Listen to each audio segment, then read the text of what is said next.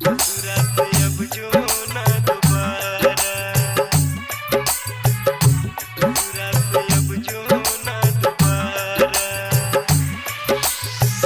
कहै छै पागल, कोई कहै छै आवारा, कोई कहै छै पागल, कोई कहै छै आवारा।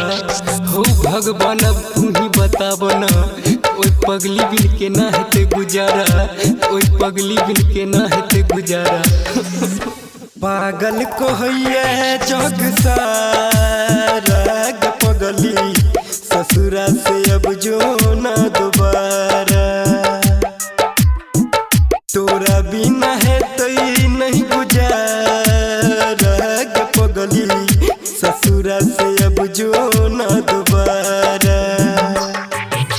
हो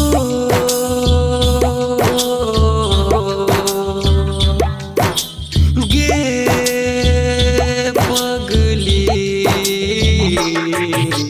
DJ good Madhubani, DJ good Madhubani.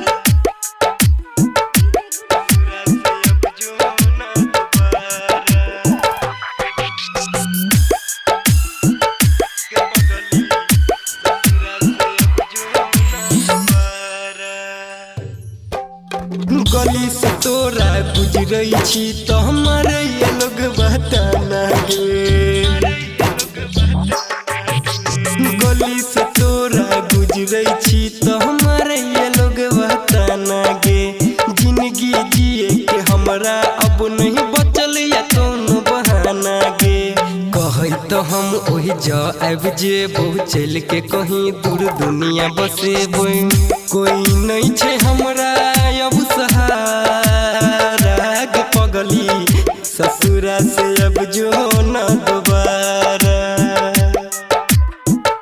पागल कहैया जग सारा ग पगली, ससुरा से अब जो ना दोबारा। हो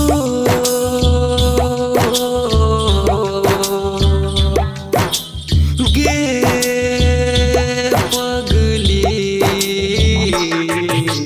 DJ good Madhubani, DJ good Madhubani.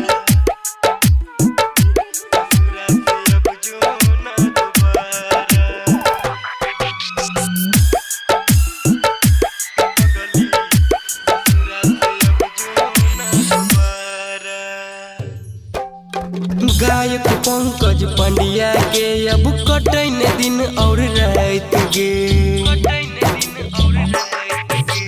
गायक पंकज पांड्या के अब कटैन दिन और रात गे।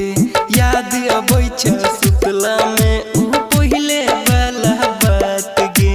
तू नहीं जानबे केना जियै छी, राजन संगे दारू पियै छी।